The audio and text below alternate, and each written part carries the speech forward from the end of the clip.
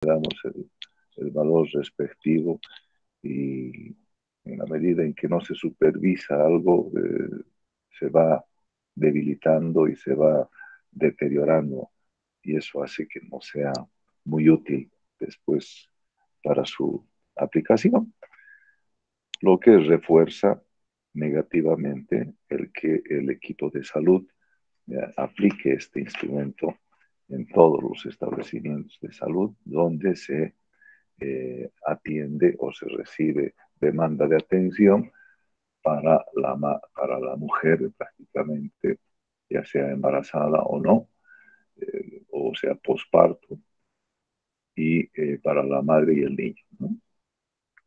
Bien, ahora vamos a hablar de historia clínica perinatal y sin más comenzamos.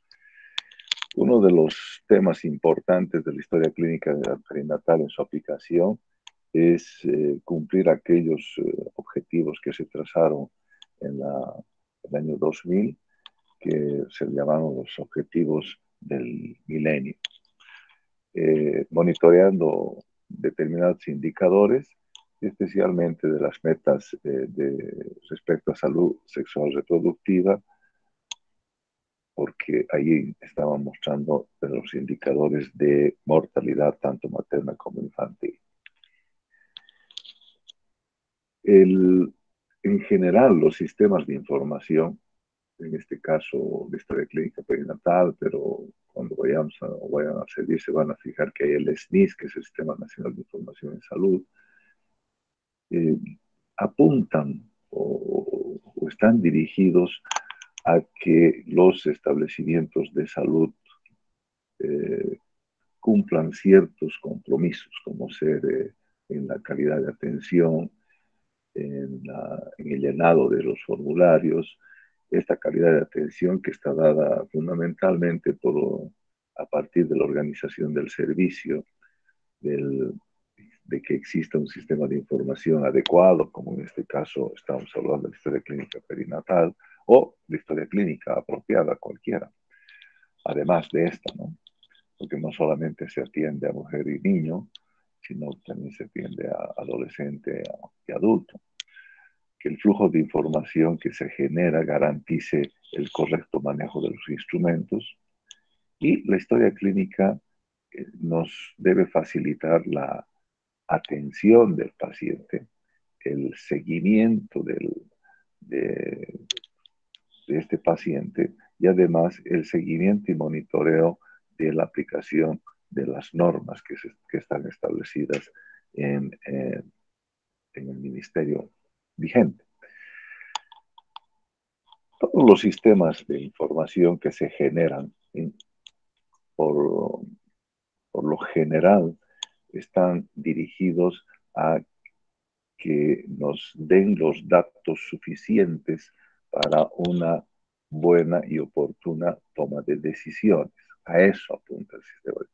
El sistema de salud que no aporta para esa toma de decisiones es un sistema de salud o es una información que bien, bien o nada vale y al final de cuentas lo único que hace es ocupar espacio y tiempo de la gente.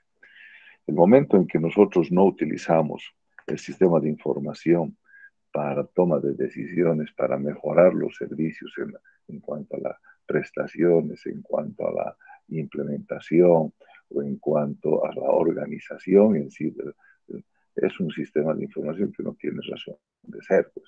O sea, ¿no? ¿Para qué vamos a generar información que no la vamos a usar? ¿Cierto? Entonces, en el caso de la historia clínica perinatal, se genera a través de este llenado de este instrumento un banco de datos prácticamente.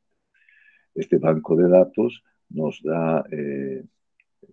precisa ciertas variables que nos permite caracterizar a la población que estamos atendiendo,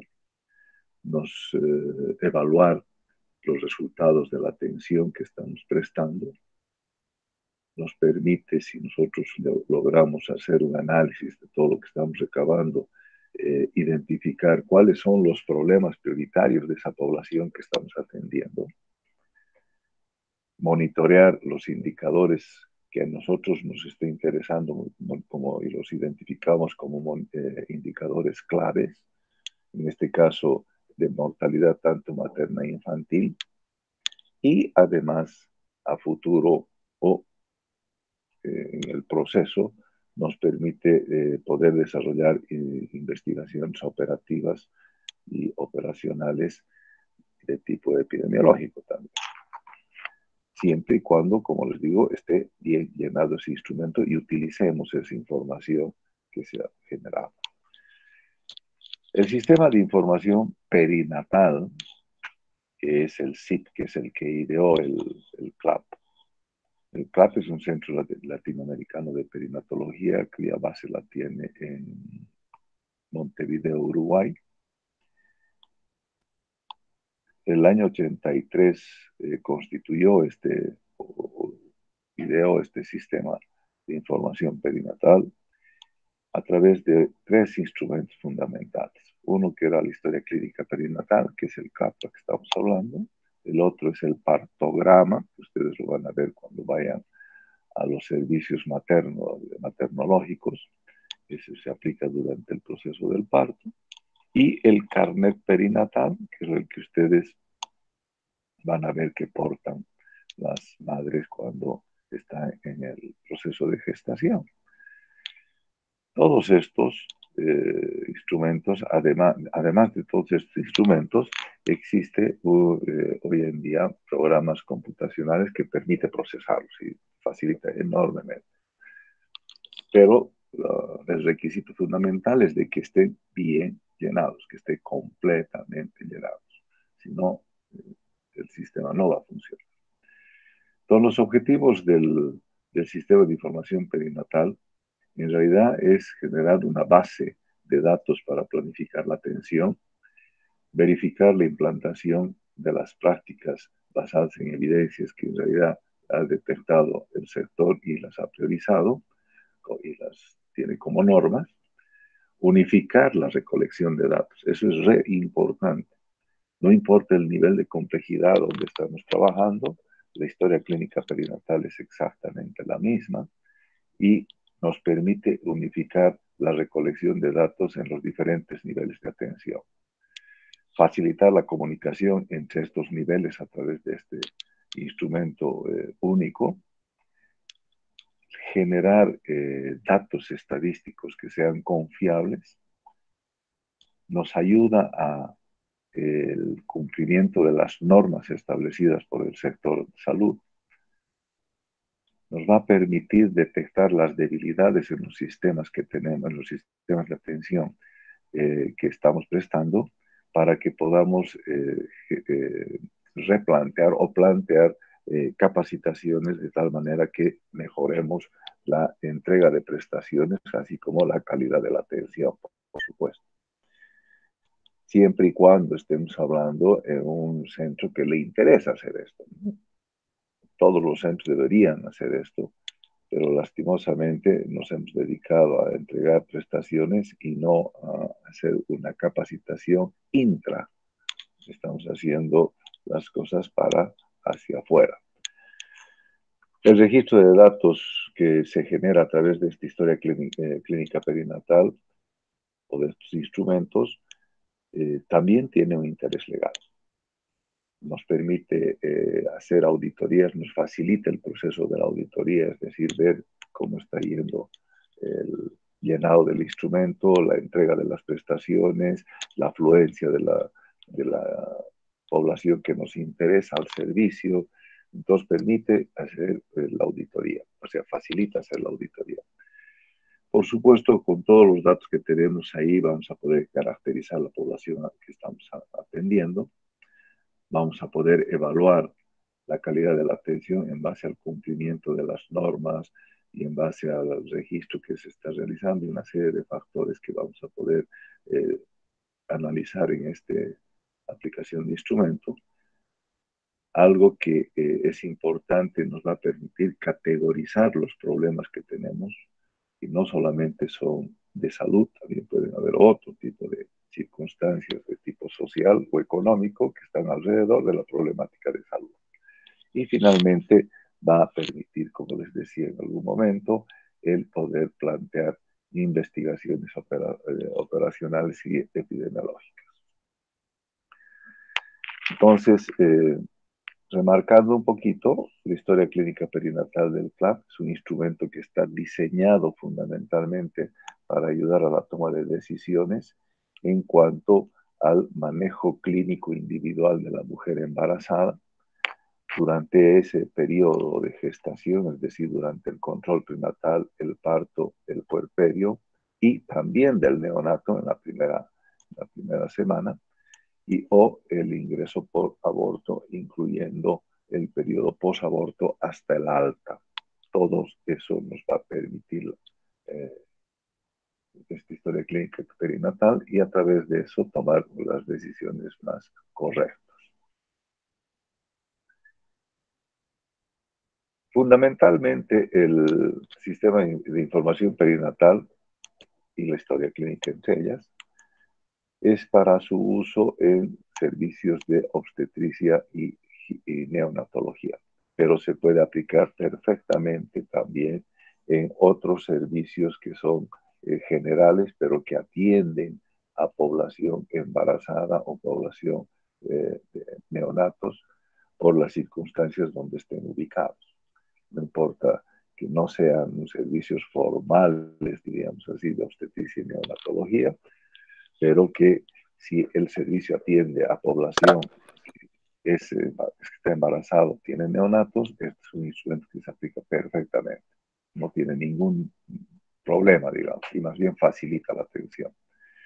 Entonces hay que tener en cuenta que el SIP está formado por la historia clínica perinatal, el carnet perinatal que porta la madre y el partograma que se queda en la historia clínica. El carnet perinatal también hay una copia en la historia clínica de la paciente, que en realidad es una copia de la historia del CLAP, y el partograma que se elabora en el momento del parto. Y a través del procesamiento de estos instrumentos se genera la base de datos y se realiza el análisis. Para nivel central, la historia clínica perinatal, por ejemplo, para el ministerio, es más que nada un instrumento de vigilancia de eventos materno-neonatales. Y a través de ellos podemos realizar una macroevaluación de la evolución o aplicación de los programas tanto nacionales como regionales. Pero a nivel local, a nivel puntual del establecimiento de salud, nos permite mejorar la calidad de la atención y además hacer una capacitación si es que acaso encontramos debilidades en nuestro servicio. Pero es importante y es esencial que los datos que se registran en la historia clínica perinatal estén completos, que además sean datos confiables, que no se haya llenado por llenar la cuadrícula o el espacio o lo que vaya a hacer sin una verificación o sin una responsabilidad que ese dato es el verdadero. ¿De acuerdo? Vamos a mirar cómo está más o menos elaborado el instrumento este. No lo vamos a ver todo, pero vamos a ver partes para poderse explicar. Hay formas de recolección. En alguna parte de la historia clínica, especialmente en la parte inicial, en el extremo superior izquierdo de esa historia clínica, ustedes van a tener una sección donde hay prácticamente líneas con espacios libres y donde ustedes pueden escribir o pueden poner números indistintamente.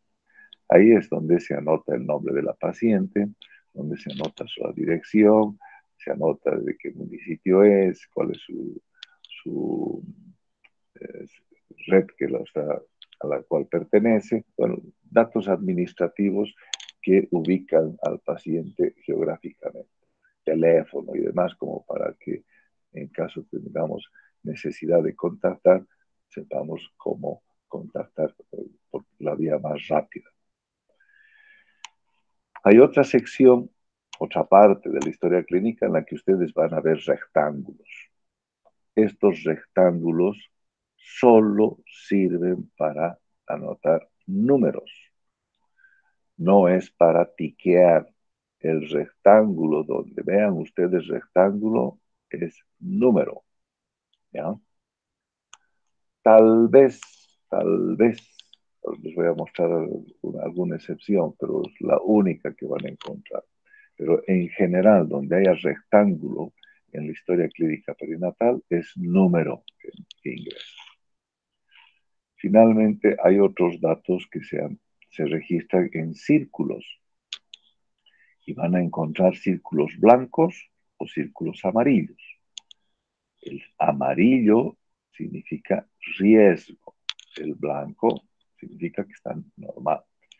Y puede ser que en algunos casos el blanco sea no, o puede ser que el blanco registre sí, dependiendo cuál sea la pregunta. ¿Ya? Entonces tienen que leer con calma y registrar. Pero por norma, en la historia clínica perinatal, todo el círculo que está marcado amarillo es riesgo, es factor de riesgo. ¿De acuerdo? Entonces, la forma en que se va a marcar el círculo va a ser a través de una X o de un tiqueo de bien. No tienen que rellenar el círculo, por favor. No es la forma. La forma correcta es o se marca X o se hace un tiqueo del círculo. Yo aconsejo que hacer la X. A veces los tiqueos por la rapidez se hacen mal y al final uno no sabe si está tiqueado o no está tiqueado.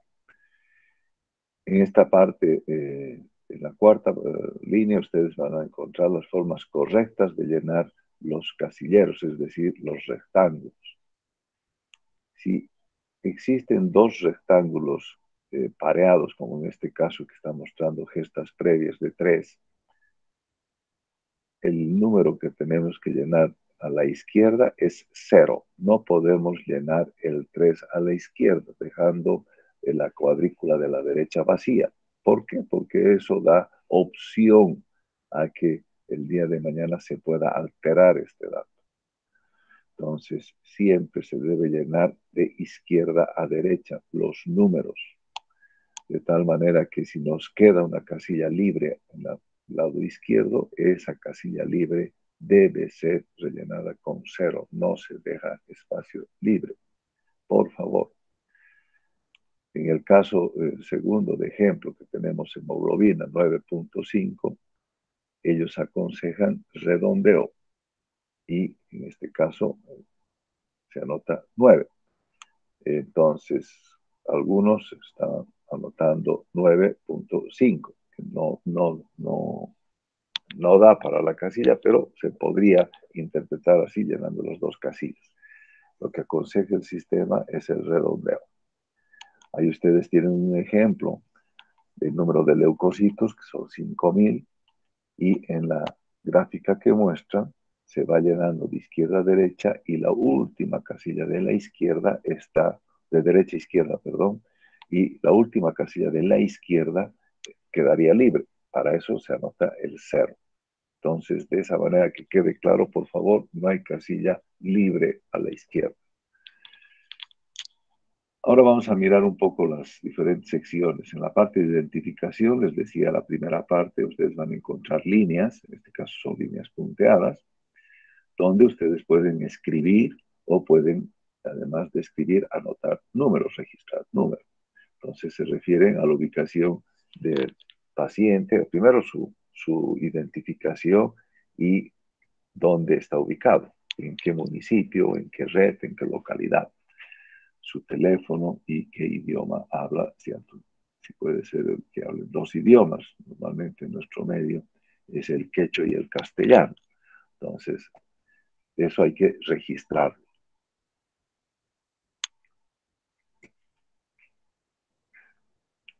Después viene la sección de la fecha de nacimiento, la edad, y ahí ustedes tienen un primer círculo. Si la paciente tiene menos de 15 años, entonces, además de marcar en los rectángulos los números, ustedes tienen que marcar el círculo amarillo. Si es mayor de 35, también son los riesgos que los llamamos preconcepcionales. ¿cierto?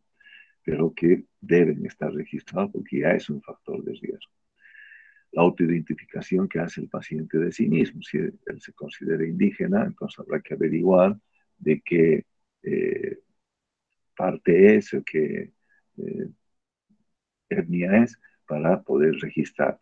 En el dorso de la historia clínica, ustedes van a tener varias alternativas para poder registrar según la etnia que él dice pertenecer.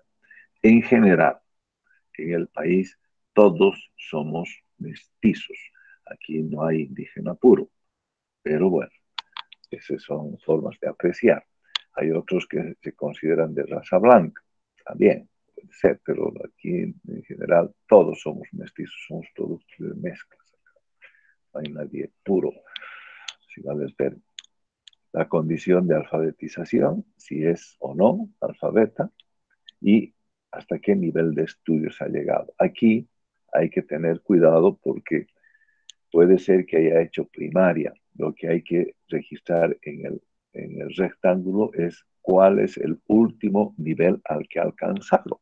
Puede ser que haya hecho 3 años solamente, entonces anotarán 3. O que haya hecho 6, anotarán 6. No hay posibilidad de poner 2 dígitos, solamente hay que poner un solo dígito. Entonces, si ha hecho primaria y ha hecho secundaria, ustedes solamente tiquean secundaria y hasta qué nivel ha llegado. Puede haber llegado hasta el 6.º año o 4.º medio que era antes, y ahora se lo considera 6.º. Entonces ahí se anota, se marca secundario y se anota el 6 como máximo nivel. Universitario igual, puede ser que haya sido universitario, se anota el último, no se anota todos. Porque para ser universitario tiene que haber pasado la primaria y secundaria, ¿no es cierto? Entonces no se anota los 3, se registra el último grado al que ha alcanzado. Si el último grado es universitario, perfecto, se anota universitario y hasta qué nivel ha realizado. Ha hecho una licenciatura, que son normalmente 5 años, o ha hecho una parte técnica, que son 3 años, no sabemos, según cuántos años al nivel que ha llegado. El estado civil, si está casada, unión estable, soltera, la unión estable es el concubinato, que es muy frecuente en nuestro medio. O puede haber otro tipo de relación que no sé cuál podrá ser, pero bueno, podría ser otro. Lo importante acá, más del estado civil, es poder registrar si vive o no con la pareja. Si vive sola, entonces habrá que registrar en sí, es otro factor de riesgo. Si no vive sola y vive con la pareja, no importando si es soltera, entonces se anota en la parte blanca, la X. Yo les decía al principio que podía haber alguna excepción en los rectángulos. Aquí tenemos una parte de rectángulos que es el control prenatal, parto, carnet de identidad y fecha de nacimiento, número de registro. El control prenatal no se anotan letras ahí, se anota el número que le ha asignado el SNIS al establecimiento de salud en el que está. Todos los establecimientos de salud del país,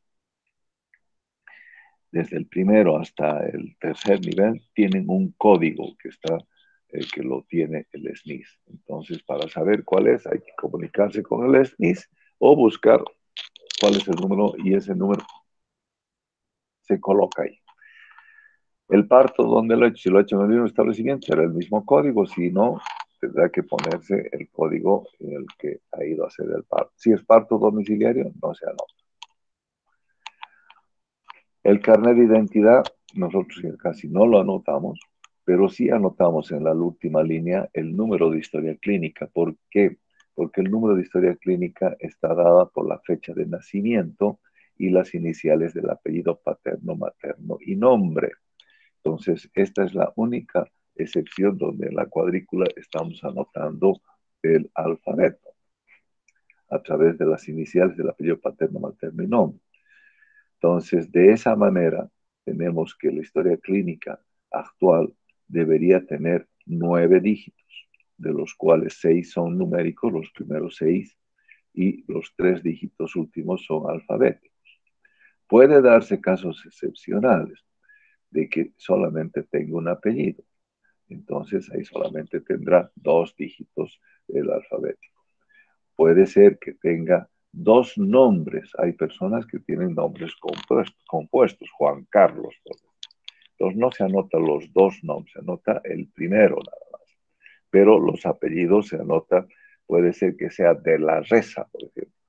Entonces habrá que definir que ya no se pone de la, sino solamente Reza, la R.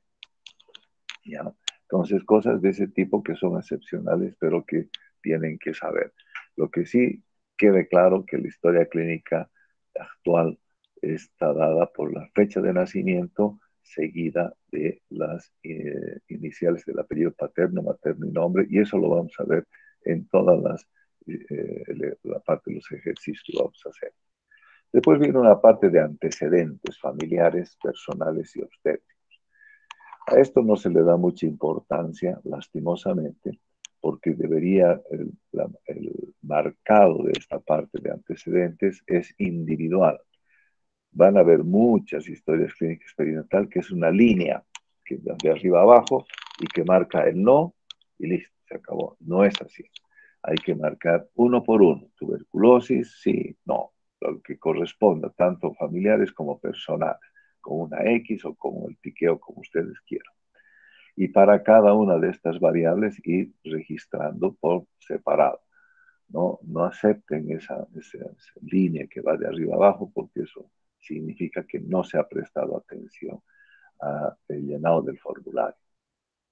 Esa es una forma de mirar cuando se hace una auditoría. Uno cuando mira el instrumento cómo está llenado se puede dar cuenta si es que realmente ha habido cuidado, atención, si se ha preguntado, de repente no se ha preguntado nada.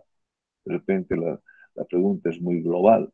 En la familia hay alguien enfermo, alguien ha enfermado de alguna enfermedad importante o no sé lo que le... No, listo, todo se raya, no. No, es uno por uno, tuberculosis, diabetes, en algunos casos hasta hay que explicarles qué significa eso, porque puede ser que ellos no entiendan. Hay gente que no tiene por qué saber en qué consiste la preeclampsia o en qué consiste la hipertensión, qué sé yo. Entonces, es importante. Ahora, cuando ustedes ven ahí en diabetes, tienen tres posibilidades de riesgo, que sea diabetes 1, 2 o solamente gestacional.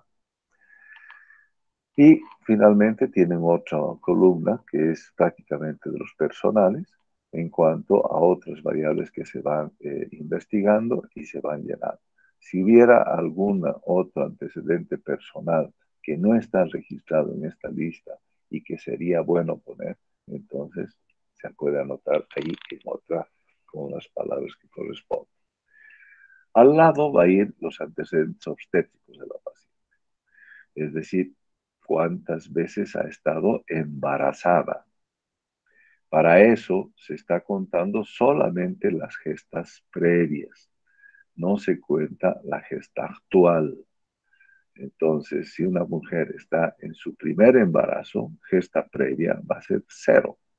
Ahora, si no es su primer embarazo, pero o es el segundo o el tercero, y los anteriores han terminado en aborto, entonces se tendrán que poner, si es 1 o 2 en el número de gestas 01 o 02 y abortos 01 o 02.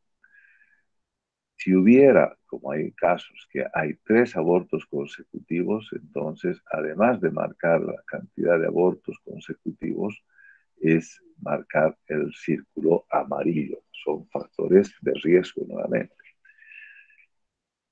Si la mujer no ha tenido ningún embarazo y este es el primero, entonces prácticamente pueden poner en gestas previas 0, en vaginales 0, nacidos vivos 0, 0, 0 y en fecha del último del embarazo anterior poner una línea nada más para ver que no corresponde. Van a llenar la parte de abajo que significa si el embarazo es planeado o no, porque eso es también otra variable que se considera. Normalmente los embarazos no planeados pueden ser embarazos no deseados y poder terminar en una situación que no es precisamente el parto. O puede ser que termine en parto, pero también si es un embarazo no deseado, puede ser que tengamos a futuro problemas en el cuidado del niño. Entonces son variables que tienen que ir bien llenadas.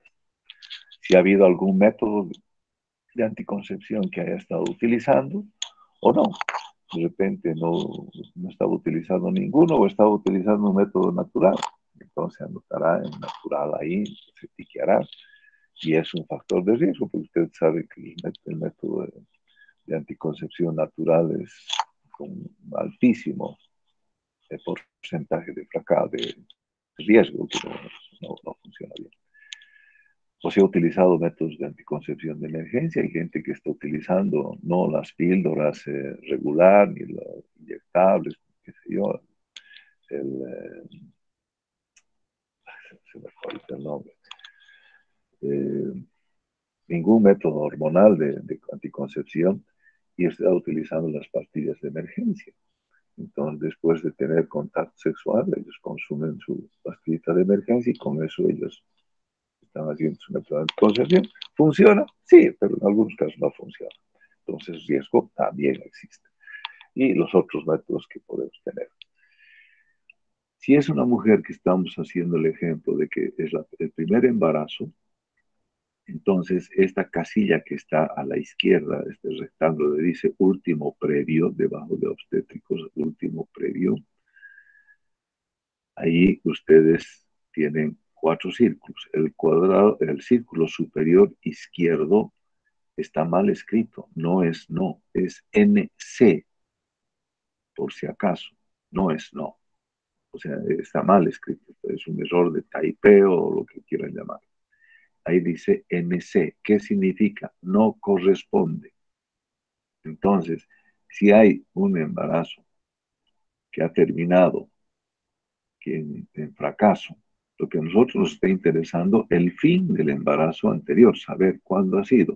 Entonces, si ha tenido un aborto y ha terminado en una fecha que se dio a las 19 semanas, anotarán la día, mes y año de ese aborto, llenarán el resto y cuando vayan a esta sección de último previo, no hay por qué poner cuánto ha pesado, porque ha sido un aborto. Entonces ahí se anota NC, que es el primer círculo. No, está mal escrito el no, eso es NC, ¿de acuerdo?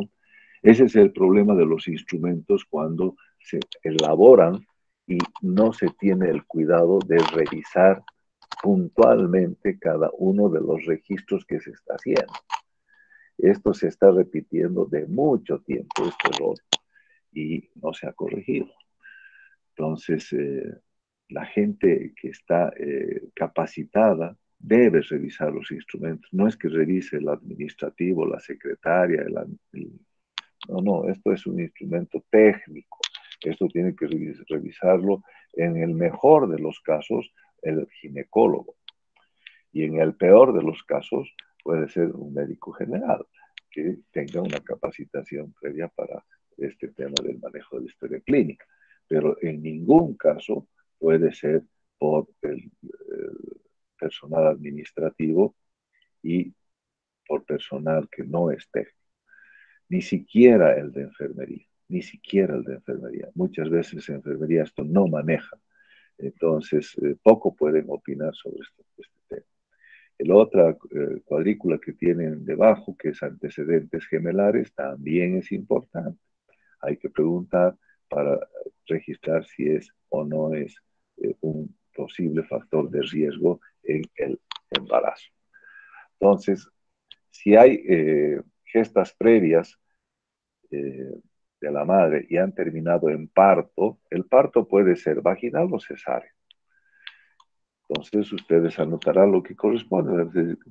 Vayamos a hacer un ejemplo con una mujer que ha tenido 3 embarazos previos, de los cuales los 3 han terminado en parto, o digamos mejor, uno ha terminado en aborto, entonces anotarán 0,1. 2 han terminado en partos, de los cuales uno ha terminado, ahí anotan 0,2 en partos, uno ha terminado en vaginales, anotan 0,1, y uno ha terminado como cesárea, se anota 1. Ahora, de estos que han sido partos, ¿cuántos están o nacieron vivos, o cuántos nacieron muertos, ¿de acuerdo? Si nació muerto, uno se anotará uno, pero si los dos nacieron vivos, entonces anota el 02 en nacidos vivos. Pero ahora, si uno de estos que ha nacido vivo, por X o Z motivo, ha muerto en la primera semana, entonces ahí en el círculo o en la cuadrícula amarilla anotarán uno. Pero si ha muerto después de la primera semana, no importa si es la segunda, la tercera, al año, a los 5 años, anotarán uno después de la primera semana. ¿De acuerdo? Y si vive uno, anotarán 0,1 y finalmente pondrán cuándo ha sido el último embarazo, sin interesar si el último embarazo ha sido parto normal, cesárea o ha sido aborto. Nos interesa el fin del embarazo anterior. Cuidado, no solamente de los que han nacido. Obviamente hay que ver si este embarazo es en tiempo menos de 12 meses del anterior que ha concluido, o es más. Si es menos de un año, entonces es otro factor de riesgo que hay que marcar en el círculo correspondiente. ¿Están entendiendo esta parte, por favor? Necesito que me respondan. Sí, doctor, se entiende. Ya, Gracias. perfecto. Eso es bien importante que registren. ¿Ya? Bien, gestación actual. En gestación actual es importante saber cuál es el peso de la madre antes de embarazarse y la talla, o la talla no va a variar gran cosa, pero el peso sí. Por norma, o no por norma, por lo general se espera que el embarazo deba aumentar entre 10 y 12 kilos. Pero existen casos en que en el embarazo se dispara y aumentan 20, 30 kilos. Entonces, por eso el peso anterior es importante y pues, poder sacar el índice de masa corporal y según el dato que saquemos, nosotros vamos a poder marcar en N normal, en S sobrepeso, o obesidad, dependiendo lo que nos salga, ¿no es cierto? Entonces, pero es importante que monitoremos eso. Después viene la fecha de última menstruación y la fecha probable parto, que eso ustedes pueden calcular ya sea a través de lo que es las fórmulas de Nagel o alguna otra, o los discos, que para mí es mucho más práctico manejar los discos. De esa manera yo puedo tener una idea aproximada de la fecha de probable parto. Ahora, ¿cómo se ha determinado esta fecha de probable parto? Ahí ustedes tienen si la ecografía es, eh, es ecografía confiable por FUM, o sea, edad gestacional, perdón, es confiable por FUM o por ecografía que se ha realizado antes de los 20 semanas. ¿Cómo se ha calculado esta edad gestacional? ¿De acuerdo? Normalmente es FUM, es decir, fecha de última menstruación, pero hay casos en que las mujeres embarazadas aparecen con su ecografía, en la cual están informando cuál podría ser su fecha o sea, su fecha de última menstruación, que lo tienen que calcular para atrás, y la fecha probable parto. ¿Ya? Los factores de riesgo personales. Es esta sección de si fuma actualmente, si es fumadora pasiva, si hay consumo de drogas, alcohol, violencia. Y esto está subdividido en este caso por cada trimestre. Las últimas que hemos estado viendo están divididas por dos, mitad de primera mitad y segunda mitad del embarazo. Pero como fuere, hay que registrar si ella fuma o si es el fumador es la pareja, por lo tanto puede ser fumadora pasiva. Y el uso de drogas, alcohol y violencia hay que preguntar en la medida en que se pueda de la manera más sencilla posible para que no haya confusiones y malas interpretaciones.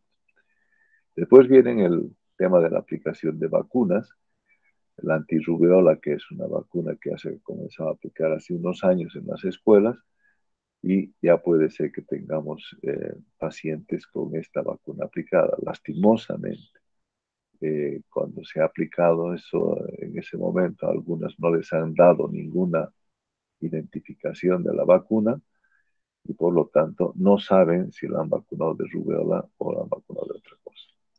Entonces, no tenemos un registro muy bueno de eso. Al contrario, normalmente se está marcando el no sabe. Después las antitetánicas. Las antitetánicas que, como ustedes saben, es también para disminuir riesgos especialmente en el parto, la rubiola es en la gestación y la antitetánica, si es que no estuviera vigente, entonces se anota, se marca el círculo amarillo y si está vigente se marca el blanco. Si está vigente hay que tener cuidado de cuánto tiempo tiene. La inmunización antitetánica normalmente es de 5 dosis.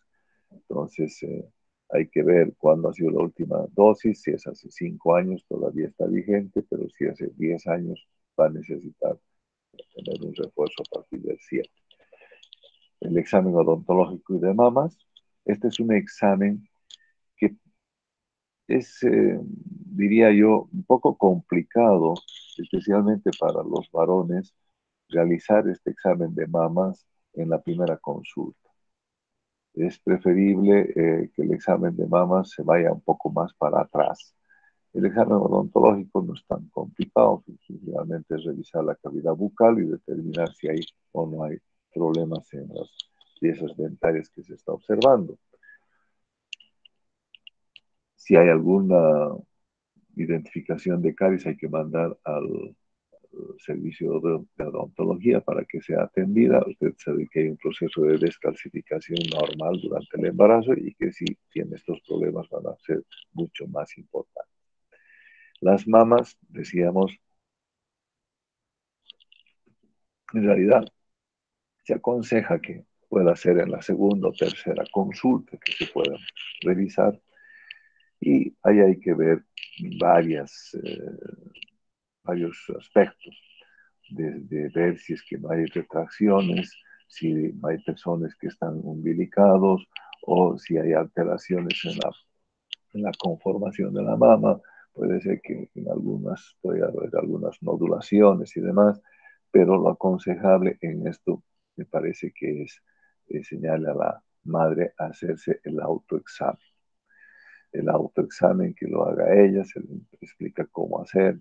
Ustedes saben que hay maniobras que ellas pueden manejar perfectamente de forma rutinaria y una vez que hayan detectado ellas alguna anomalía o haya algún dolor y no hayan detectado nada, avisen para que el servicio pueda hacer la investigación, ya sea derivando al especialista o pidiendo previamente el estudio de imagenología, que es la mamografía, si es que corresponde, aunque lo mejor cuando somos en atención general es pedir que vaya al ginecólogo o al mastólogo para que puedan determinar si es que esto es o no un problema a tener en cuenta a futuro, es decir, que pueda ser maligno. Para eso ellos van a pedir o no la mamografía, ya verán. Pero es algo que sí hay que ver. Además, las mamas hay que ver de que los pezones estén bien formados para que pueda la madre dar de lactar. Por lo general se aconseja ir preparando los pezones a fin de que no se agrieten una vez que la boba comience a mamar, porque es una piel sumamente delicada y eh, con la lactancia se produce una especie de maceración del pezón y se comienzan a agrietar. Entonces, estos pezones después por las grietas se producen unas mastitis, porque ya no pueden dar de lactar porque les duele, entonces se producen unas mastitis que terminan en sajado de pus ahí y al final es todo un drama porque es recontra doloroso. Entonces, nosotros aconsejamos por lo general el hilado de pezones con dos motivos: formar el pezón y engrosar esa piel poco a poco. Y eso lo tienen que hacer de forma rutinaria. En la gestación actual se pregunta si ha habido un Papa Nicolau, ha habido una colposcopía o un estudio con ácido acético para que puedan ser determinar si habría una alteración de cervix. Si no se hizo, se marca no se hizo. Son válidas hasta 3 años los Papa Nicolau. Estos datos de grupo sanguíneo van a ser resultado de del primer análisis de laboratorio, que normalmente tratamos de solicitar en la primera consulta que tenemos con la paciente, de tal manera que podamos determinar qué grupo sanguíneo es y qué factor es real. Si hubiera habido antecedentes de incompatibilidad, saber si ha habido necesidad de una inmunización y si ha existido o no, se deja en blanco, se llega. O finalmente si ha recibido lo que llaman la vacunación, si ustedes quieren, que es la dotación de gamma globulina anti-D, y de esa manera ir marcando lo que corresponde. Toxoplasmosis es algo que se trata de investigar, lastimosamente los reactivos no están presentes, pero sí es importante determinar si ha habido en algún momento presencia de IgGs. Las IgGs son recuerdo, en realidad es un tema que no es necesariamente de riesgo para el embarazo, pero las IgM sí.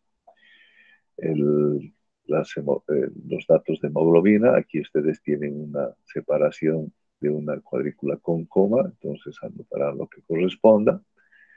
Si hay una sola cifra, tendrán que poner 0,9. ¿Listo? O si hay dos cifras, tendrán que llenar donde corresponde. Y si ustedes consideran que eso es anemia según la norma, que es a partir de 10 para abajo, entonces marcarán anemia así. El fierro y folato se refiere a lo que nosotros les damos en la primera consulta. Entonces, si hemos dado hierro, marcaremos sí. Y aquí, por ejemplo, folatos está el sí marcado en riesgo. Yo creo que hay un error de typeo, de impresión, porque en realidad el ácido fólico nos interesa que la madre consuma especialmente para el beneficio del niño, que cierre el canal caudal. Después hacemos un segundo análisis después de las 20 semanas y volvemos a monitorear otra vez anemia, volvemos a monitorear el tema de infecciones potenciales de VIH y de sífilis, y es por eso que ustedes van a tener para anotar ahí antes de las 20 semanas y después de las 20 semanas, según corresponde si se ha solicitado y si el resultado es negativo o positivo. ¿De acuerdo? En algunos casos la terapia antirretroviral se ha podido aplicar en la madre, entonces según corresponda, igual se va anotando. En el caso de la sífilis, en realidad lo que utilizamos nosotros en el seguimiento son las no treponémicas a través del EDPR, y se va registrando si es que es positivo o negativo o si no hay datos, dependiendo de qué es lo que tengamos. Y si acaso es antes de las 20 semanas, pues habrá que anotar en qué semana están, en los números que corresponden. Treponémicas no hacemos, y si hubiera habido un caso positivo, saber si ha habido tratamiento y además en qué semana, y el tratamiento de la pareja también. Después venimos a hablar un poco de las otras infecciones como son chagas, paludismo. Paludismo a nosotros no nos interesa mucho porque no somos una zona endémica, pero sí en las zonas tropicales. Chagas sí.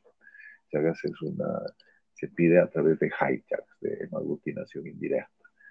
No se pide otra prueba. Una vez que la hemaglutinación indirecta da positiva, recién nos vamos a pedir ELISA para determinar si es que es activa o no.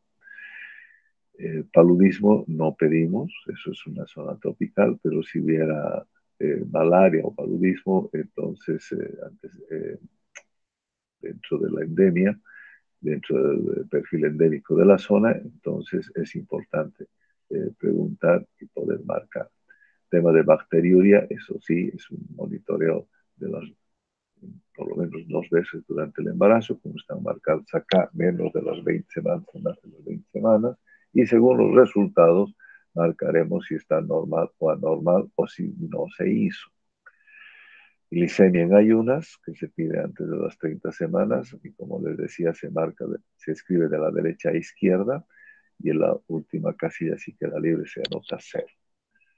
Y acá igual más de las 30 semanas, a partir de las 30 semanas se hace otro análisis y si hubiera algún valor que fuera mayor de 105, entonces marcarán en el ciclo que corresponde al grupo de semanas, que corresponde a decir menos de 30 semanas o más de 30 semanas.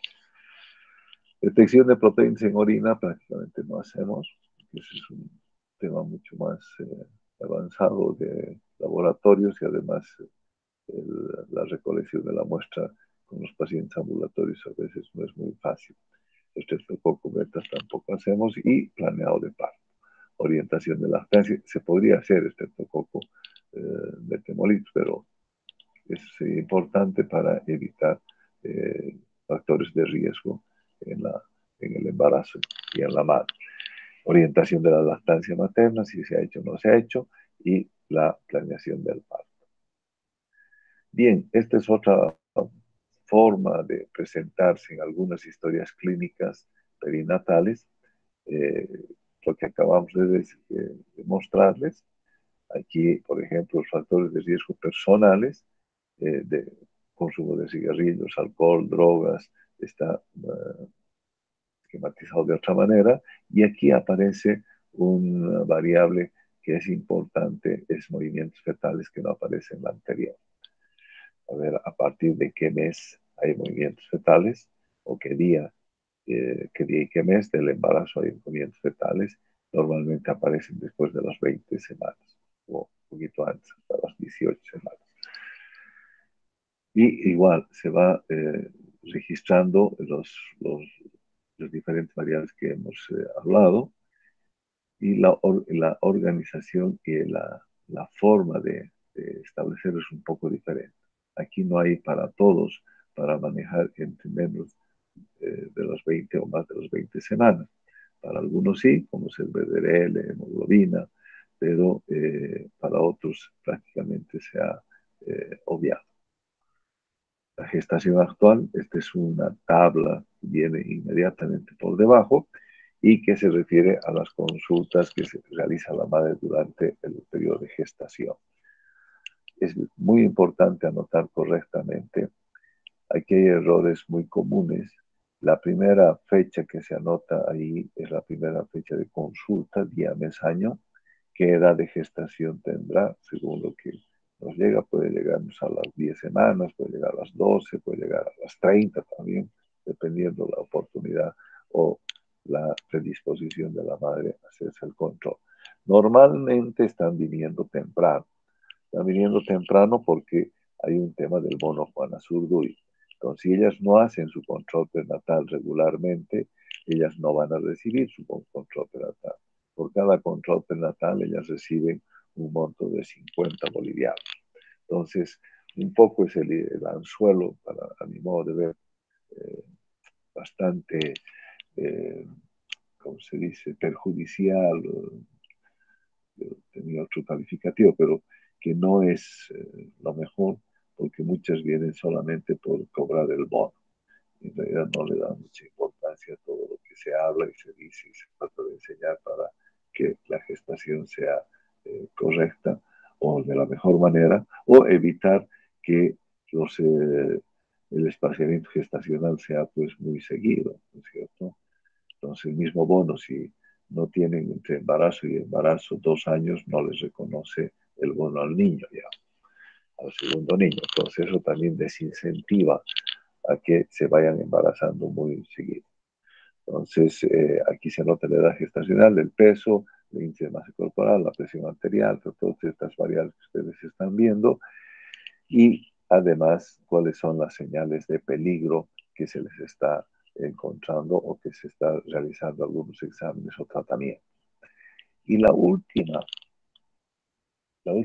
columna que dice próxima cita se anota en relación a la fecha que estamos anotando al principio. Entonces, si el día es 1 de enero del 21, la próxima cita va a ser el 1 de febrero, punto. Es decir, el siguiente mes. Esto debería ser cada mes. Muchas veces están anotando la misma fecha de la consulta como de la próxima cita. Aquí viene la programación. La última columna viene a ser prácticamente la programación de la siguiente consulta. O sea, ahí la madre tiene el dato para saber cuándo tiene que volver. ¿De acuerdo? Es otra forma de presentar esta historia clínica perinatal. Hay ciertas variables que se han obviado, digamos, en la primera parte de día mes se ha obviado el año, sigue manteniéndose edad gestacional, peso, presión arterial, pero hay otras variables que ya no están registradas como podría ser en las anteriores. Nosotros teníamos fetocardia fetal, teníamos presentación, en esta hay presentación, aquí hay latidos cardíacos, perdón, pero en esta otra tenemos movimientos fetales, proteinuria, y en esta ya lo tenemos. La anterior teníamos, si les habíamos dado tabletas de sulfato ferroso en la última columna, aquí ya prácticamente han dejado de identificar la columna y entra dentro de esta gran espacio de signos, alarmas, examen, tratamiento. Ahí podemos anotar si le hemos entregado sulfato ferroso. Pero sigue la programación de la próxima cita. Algo que se ha obviado en esta historia clínica es el responsable, pero que igual hay que firmar. Aquí tenemos un espacio para el responsable para anotar su nombre. Por lo general firmamos, deberíamos anotar el nombre o el código que tenemos cada uno. Aquí se ha obviado esa columna. Son formas de.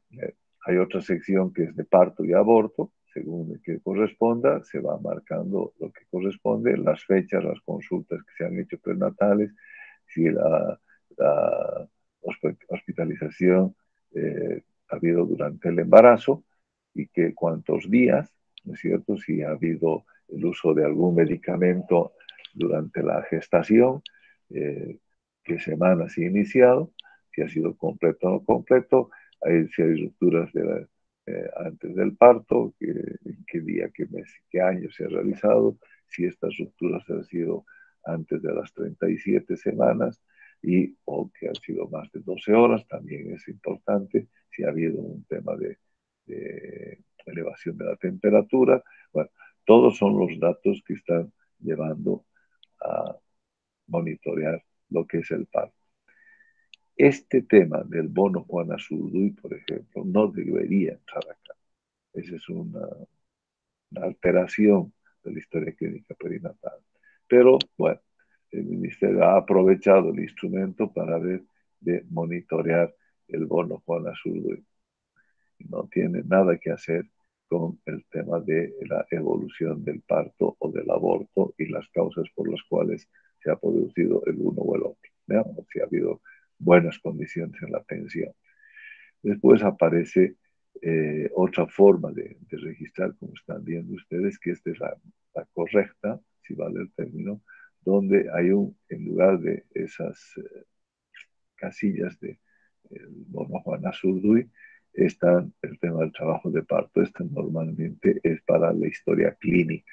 La otra la anterior es para la madre. Las variables son más o menos las mismas, con algunas diferencias, y se va registrando según corresponde. Hay otra que es para el recién nacido, se va marcando las diferentes variables que están acá identificadas. También hay para el puerperio de la madre algunas líneas que se pueden registrar, algunos datos básicos de presión, de temperatura y demás, para monitorear que no nos haga un cuadro de eclampsia, y en el caso que si hubiera habido enfermedades se puedan ir registrando. Esto está en base a códigos que tienen al dorso de la historia clínica. Si hubiera habido detección de defectos congénitos, igual tienen al dorso de la historia clínica. Sí habría habido algunos datos en el tamizaje neonatal, tanto de positividad o negatividad de VDRL, se nota del TSH, que es la hormona tiroidea, que ahora se estudia en todos los recién nacidos, y sí ha habido algún tema de meconio. Y el egreso del recién nacido. ¿Qué día ha egresado? ¿A qué hora? ¿En qué condiciones? ¿Cuál es la fecha de nacimiento? O sea, su número de registro, aquí vendría a ser la historia clínica, el alta y datos de vacunación, que es el tema del BCG, y el egreso de la madre, también la fecha y demás. Y al final se registra el nombre del recién nacido, el responsable del llenado de la ficha y el compromiso de participación. Por último, entra el número y el documento y ficha y el responsable del establecimiento de salud. Estos son datos que ellos tienen que ir llenando. ¿Cuáles son? ¿A dónde estamos apuntando con todo esto? A tratar de disminuir las causas de mortalidad materna y perinatal a través de una atención que se pueda hacer durante el embarazo, una atención prenatal también, y periódica y de buena calidad. ¿Qué es lo que estamos buscando con esto de clínica perinatal? En realidad lo que estamos buscando son factores de riesgo, tanto para la madre como para el niño, tanto para el embarazo como para el proceso de gestación como para el parto. El riesgo es nada más que medir probabilidad de que se produzca un hecho, ¿no es cierto? Ese es el riesgo, en este caso un riesgo de daño. El enfoque de riesgo se basa en medir esa probabilidad.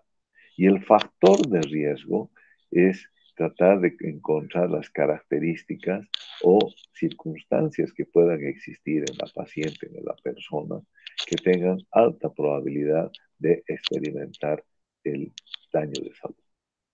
Entonces, embarazos de alto riesgo llamamos a aquellos en los cuales no hay ningún factor de riesgo o no lo hemos detectado, si ustedes quieren. Pero embarazos de alto riesgo son aquellos embarazos en los que la probabilidad de que exista daño, lesión, muerte o fetal, tanto materna o también fetal o materna, a consecuencia del evento reproductivo, ese es el embarazo de alto riesgo. El riesgo preconcepcional significa que antes de que se embarace, cuáles son las condiciones que existen en la madre, en la mujer, digamos, en este caso, antes de que se vaya a embarazar. Esos riesgos preconcepcionales comienzan con la edad. Si es menor de 15, en este caso se habla de 16, entonces ya es un riesgo preconcepcional. Si es mayor de 35, igual. Entonces son factores que tiene la mujer antes de embarazarse. Si el espacio intergenésico es menor de 2 años, también es otro factor. La paridad, si es primer embarazo o más de 4, ya hay otro factor de riesgo. Antecedentes obstétricos, es decir, si ha habido abortos, si ha habido óbitos o ha habido casos de muerte neonatal, entonces que no se conozcan las causas es importante como un factor de riesgo. Puede ser que haya tenido niños que hayan empezado o hayan sido muy, muy grandes, es decir, más de 3,500 en realidad, o de peso menor de 2,500. Entonces, esos son los niños grandes, los macrosómicos, normalmente están asociados con un tema de diabetes.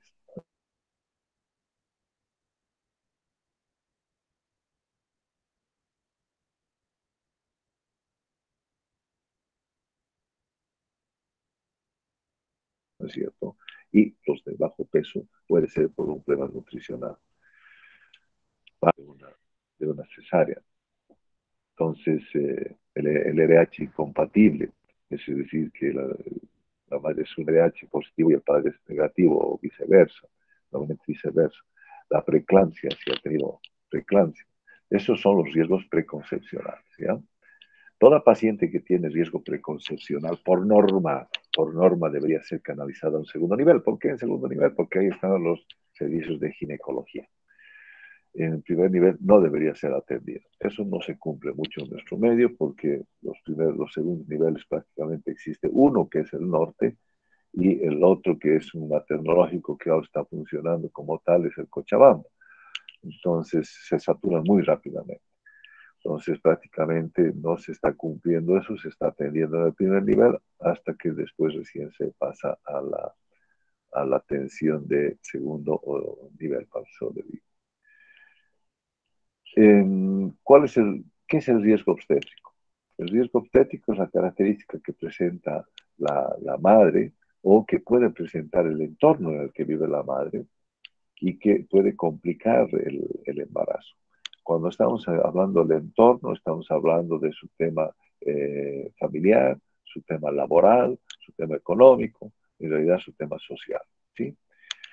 Que puede ser no adecuado para que pueda llevar un embarazo, digamos, de buena manera. Entonces es sumamente agresivo o puede no tener las condiciones necesarias para llevar un embarazo de la mejor manera.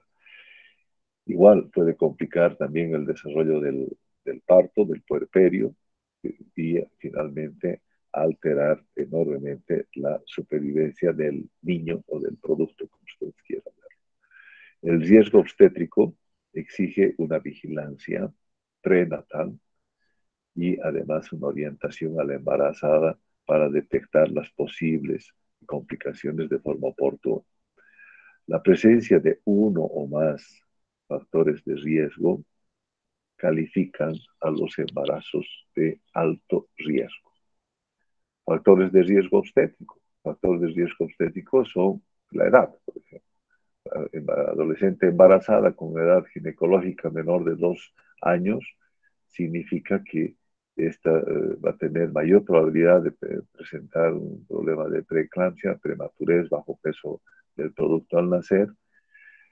Ahí se refiere a la edad ginecológica, a la diferencia entre el tiempo transcurrido entre el inicio de la menarca y la fecha de fecundación. Entonces, si es menor de 2 años, el riesgo es muy alto.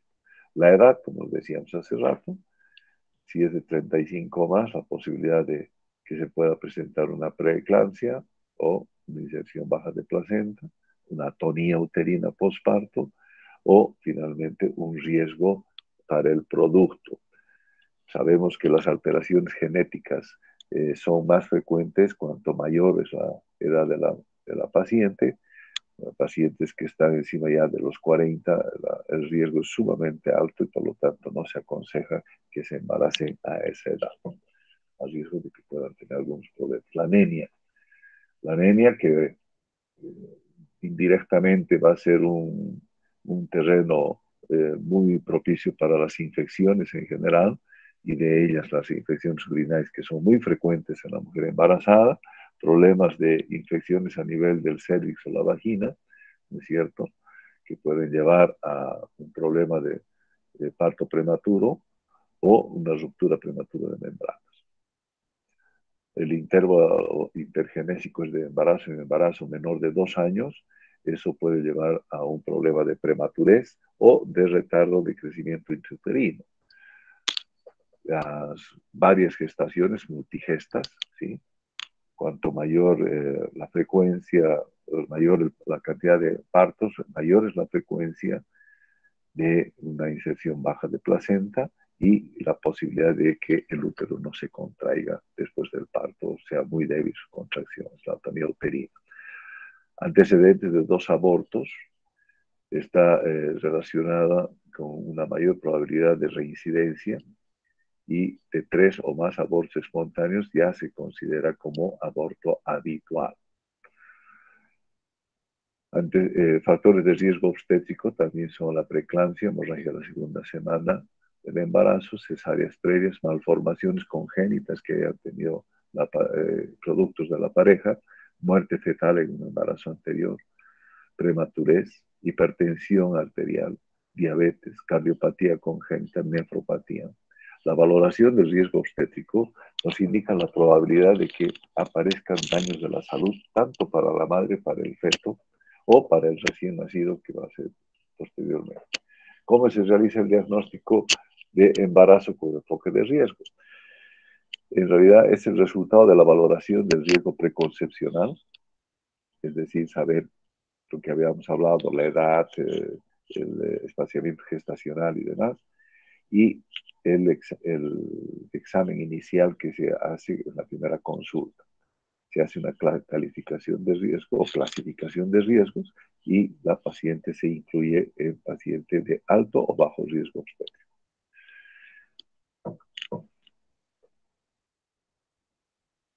¿Qué conducta médica debe seguirse en caso de embarazo de alto o de bajo riesgo? Si es bajo riesgo, la frecuencia de las consultas prenatales se puede hacer de forma mensual. La norma aconseja que a partir del séptimo y octavo mes sea cada 15 días, lo cual no se cumple en nuestro medio porque están los sistemas full. Entonces atendemos prácticamente de forma mensual hasta el octavo mes y después enviamos al servicio donde va a ser atendido el parto si es que nosotros no tenemos la capacidad de atención en el servicio como sucede en los primeros niveles. Y el noveno mes debería ser cada 7 días. Lo ideal, lo mínimo que se exige son 4 consultas prenatales de control prenatal. Ese es un indicador de calidad de atención. Para identificar oportunamente algún factor de riesgo, se recomienda que a partir de la primera consulta que se hace en el servicio por parte de la embarazada, vayamos monitoreando en el feto la frecuencia cardíaca, el tamaño, la cantidad de líquido amniótico, su presentación y la actividad fetal a través de los movimientos. Para esto nos ayuda un poco las maniobras que hacemos de Leopoldo, pero también las ecografías, ¿no? Nos va a determinar si el tema de líquido amniótico y tamaño y demás puedan estar dentro de lo correcto. Se monitorea algunas variables de la madre, de tal manera que podamos registrarse en historia clínica, se hace una exploración física completa, se confirma el diagnóstico de embarazo. A veces las madres vienen solamente con una información o motivo de consulta de que no tienen su periodo menstrual, entonces o se hace una prueba de fracción beta o finalmente una ecografía, que también es el método que se puede utilizar para establecer si hay o no embarazo. Clasificación, se puede clasificar el nivel de riesgo, vigilar y registrar los incrementos ponderales durante la consulta, medir el fondo uterino. Para eso hacemos toda la consulta normalmente, monitoreamos glicemia, biometría hemática, todo el tema de los laboratorios básicos, tanto de BDRL, para ver el tema de infecciones, también se pide VIH, puesto que la madre puede ser contagiada durante el embarazo. No se olviden que las relaciones sexuales no se terminan con el embarazo.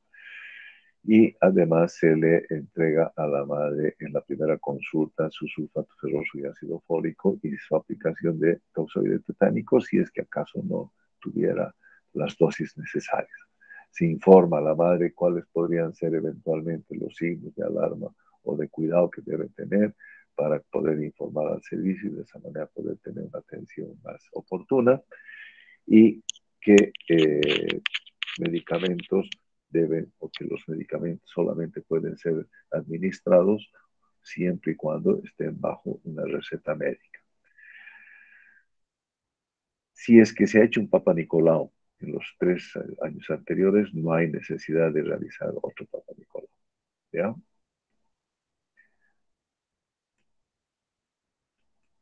No hay necesidad de entregar multivitaminas y demás. Es suficiente que la madre coma de todo y además que reciba su ácido fólico. No hay necesidad de entregar. No le va a hacer daño, pero creo que van a encarecer sus gastos. Y además el riesgo de que puedan producir problemas de gastritis en algunos casos.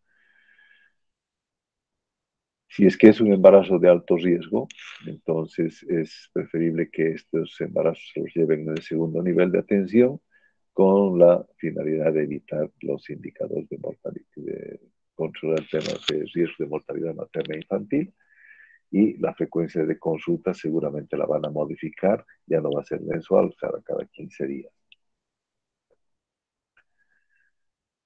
Cuando toda mujer que es calificada con embarazo de alto riesgo debe referirse a un nivel de atención especializada, aunque no tenga necesariamente de principio signos de alarma. Esa es la norma. ¿Cuáles son los signos de alarma? Hemorragia vaginal, edemas, síntomas de presión alta, contracciones uterinas que se puedan producir. Hay algunas que son falsas, como los Braxton Hicks, que se pueden producir, pero que son totalmente espaciadas. Eso hay que explicarle a la madre. Pérdidas transvaginales, vómitos, fiebre, lisuria. La lisuria es sumamente frecuente en las madres, las infecciones urinarias. Es algo que hay que ir controlando cada vez.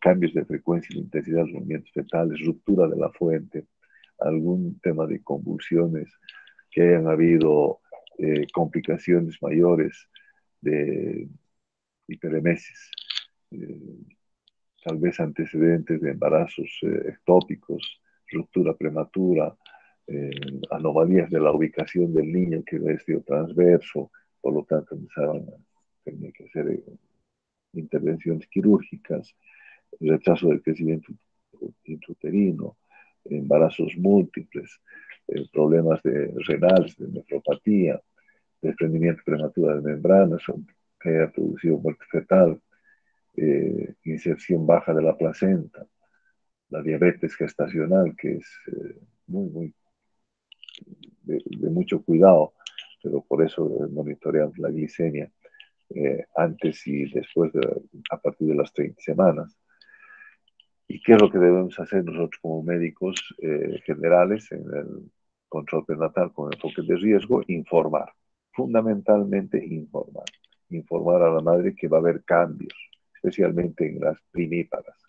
Las que están por primera vez embarazadas a veces no tienen mucha información, entonces hay que informar cuáles son los cambios que va a pasar con su cuerpo, va a comenzar a tener cambios seguramente diferentes a los que ella de repente está esperando. No solamente va a desarrollar el vientre, también van a haber otros cambios a nivel de otras partes del cuerpo, mismo a nivel de lo que es su carácter. Puede ser que hayan alteraciones, entonces hay que explicar los signos de alarma durante el embarazo que puedan presentarse, que hablábamos hace rato.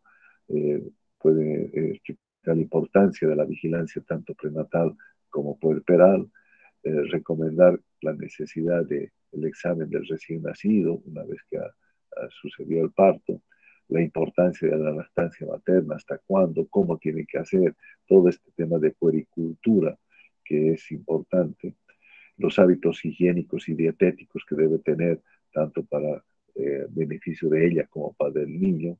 Hay madres que de repente terminan el embarazo y le ponen un buen picante y van a dar de lactar y el niño está con unos problemas digestivos horribles, llora todo el día porque obviamente irritado todo lo que consume la madre le va a ir por la leche al niño. Entonces en eso hay que tener cuidado, disuadirlo del consumo de alcohol, de lo que es tabaco o del consumo de algunos medicamentos, siempre y cuando no estén manejados por el médico. Tratar de darle la mejor consejería posible sobre lo que es planificación familiar, los anticonceptivos o la alimentación del embarazo. Es importante informar a la madre. Muchas madres no tienen la información o tienen una mala información y creen que dando de lactar ya están previniendo su embarazo próximo, y lo cual no es cierto. Es aconsejable que la madre hasta los 45 días del parto ya defina cuál va a ser el método de anticoncepción que va a utilizar para que comience a aplicarse a partir del día 45. De esa manera se asegura de no embarazarse. Hay algunas madres que están apareciendo embarazadas sin saber prácticamente y tienen un hijo prácticamente al año. Entonces, eso es por una falta de información o de cuidado, de repente no le dio ya también la importancia que tenía que haberle dado. Pero es importante informar. Bien, no sé si tienen alguna pregunta sobre lo que hemos estado hablando. Yo sé que es un tema pesado, pero lastimosamente es muy importante para ustedes. Seguramente en otras eh, clases van a hablar de esto también.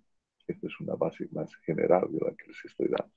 ¿Tienen alguna pregunta? Estoy a la espera de ustedes que me la hagan.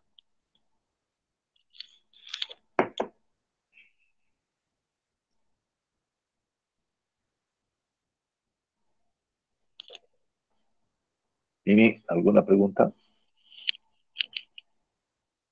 ¿O está todo comprendido?